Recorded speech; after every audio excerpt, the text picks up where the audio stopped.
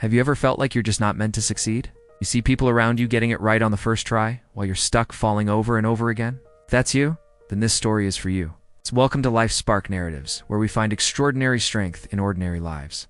Imagine a young man, born with nothing but dreams that soared higher than the sky. He was a firm believer in the simple equation: hard work equals success. He poured his heart and soul into his first venture, a small business he hoped would be his ticket out of poverty. He worked day and night, fueled by coffee and hope. But the market was cruel, and his business collapsed within a year. It was a crushing blow, but he refused to give up.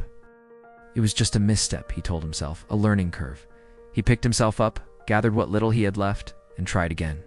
A different idea, a new market. He thought he had learned his lesson. He was more cautious, more strategic. But once again, life had other plans. The second attempt ended just like the first, leaving him even more broken and in debt.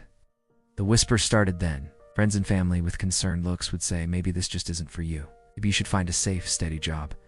Their words, meant to be kind, felt like daggers. But the fire in him wasn't extinguished. It was just flickering. He launched a third project, and then a fourth. Each one a different shape, a different color, but all ending in the same shade of gray: failure. By his fifth attempt, the whispers had turned into open laughter. He became the town's cautionary tale, the man who just couldn't get it right. There he goes again, they'd say, dreaming his life away. The weight of it all was immense. Imagine going to bed every night with the chorus of your failures ringing in your ears. He tried everything: a tech startup, a small cafe, an online store, even a delivery service. Each time, he was convinced, this is the one. Each time, he was wrong. 7, 8, 9. 10 attempts, 10 complete soul-crushing failures. Bet a decade of his life gone. He was no longer just in debt. He was emotionally bankrupt. There were nights, more than he could count, when he'd just sit in the dark, the silence amplifying the one question that haunted him. Why? Why does everything I touch turn to dust? Am I cursed? Felt like Sisyphus, forever pushing a boulder uphill, only to watch it roll back down, time and time again. The thought of quitting was no longer just a whisper, it was a roar.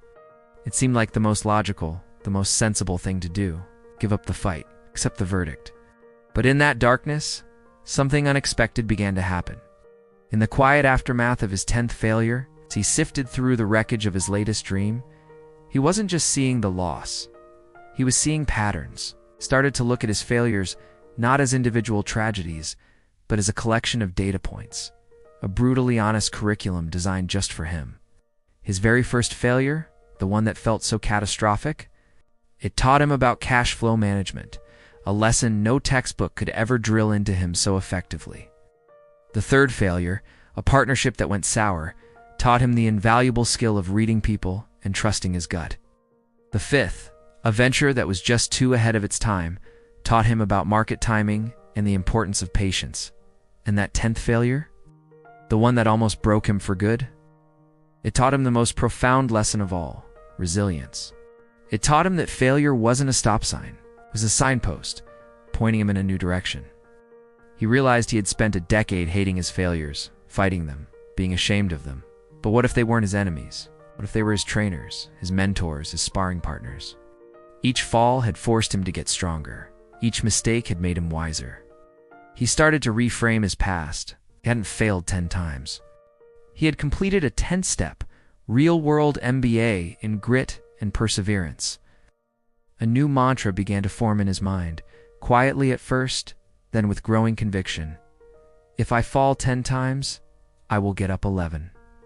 That simple sentence changed everything. The fear that had paralyzed him for so long began to dissolve. What was there left to be afraid of? He had already faced the worst, multiple times over. He had stared into the abyss of failure, and he had survived. More than survived, he had learned. With this newfound perspective, a new idea began to spark. It wasn't a radical, world-changing concept. It was simple, built upon the hard-earned lessons of his past. It combined his knowledge of market gaps from one failure, his understanding of logistics from another, and his hard-won financial discipline from all of them. This time, there was no manic desperation, no blind hope.